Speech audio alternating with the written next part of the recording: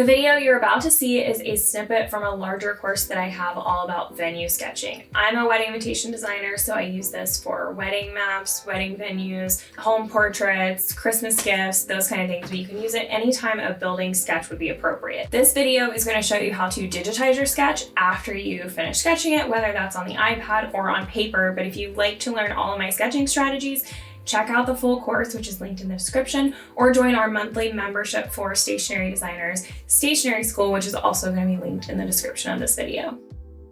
Okay, the final piece of this puzzle is digitizing or vectorizing your sketch. If you are printing it at the size that it is without expanding it too much or doing it even smaller, and if you want it to have a lot of detail and look a little bit sketchy and delicate, then you don't necessarily need to vectorize it. If you were doing gold foil or letterpress, you obviously do need to vectorize it, and so I'll show you how to do that.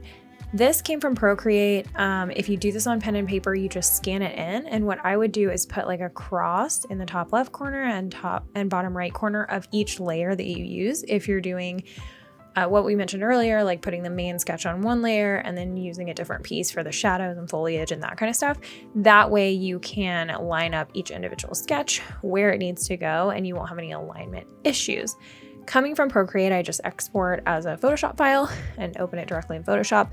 We have all the different layers, so like I can turn off the sketchy elements if I want, I can turn off the foliage if I want, etc. And then you can do anything in Photoshop. So like a lot of this detail in the bushes, I would probably just copy and paste and bring it over here. We don't necessarily need it for what I'm actually gonna be using this sketch for. But you could erase things that were messed up, you could change things up, you could change colors. If you're not going to vectorize it, you definitely want to make sure that you don't have anything in the background and that you use a PNG file, because if you pull everything over into Illustrator as is, it's gonna have this white background.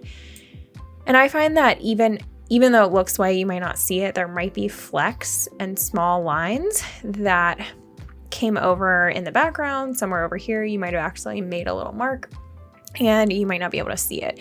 So when you're in Photoshop, make sure you get rid of the background and use your selection tools to get rid of anything that might accidentally be in the background over here.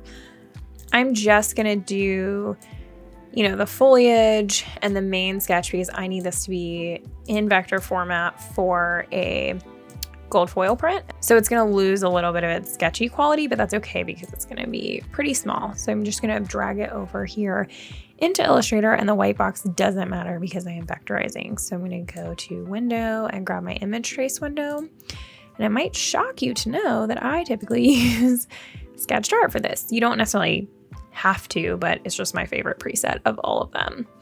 And then you'll just kind of mess with it. This actually did pretty well, but if you increase the threshold, a lot of those lines will get thicker. There we go. And if you decrease the threshold, you might lose some of those lines. So you do want to kind of find that balance. The mid-level one was pretty good for me. And I want it to be a little bit thicker than you might want to for a sketch just because of the gold foil. So then you click expand and your sketch is officially vectorized. You can size it to however you want. You can recolor it. You can foil print it. You can do whatever you want to this little baby.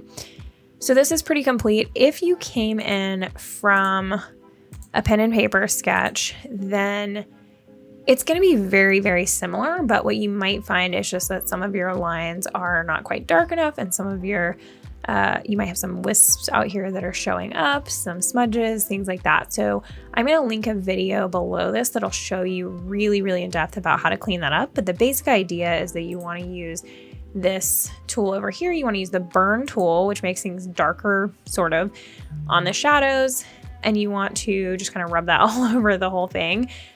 Make sure you select all the layers or merge them before you do that. Or if you only want to, increase the darkness of some of them, you can select that by layer too. But this is going to make the darks darker. And then you'll go through and dodge all of the highlights, which will make anything light or smudgy go away. So again, there's a full video linked that's about vectorizing calligraphy, but it's basically the same thing that you'll use for making sure the sketch is cleaned up in order to have a cleaner image trace over here in Illustrator. And if you're really just not getting great results, especially if you have a lot of that smaller detail and shading in here, sometimes I find that if you vectorize the layers one at a time, you just can control that a little bit better and decide which ones are going to have more detail and which ones are not, and then you can place them on top of each other. That's another place where those little like crosses in the corners could really come in handy if you bring them over here, vectorize, line everything up, and then delete those crosses, of course, before you print. If you aren't part of stationery school yet, please think about joining. It's a really awesome membership community for invitation designers, where I teach you art and design courses like this one to help you get your business off the ground and supporting you for huge, awesome achievements in the future. Thanks, everybody.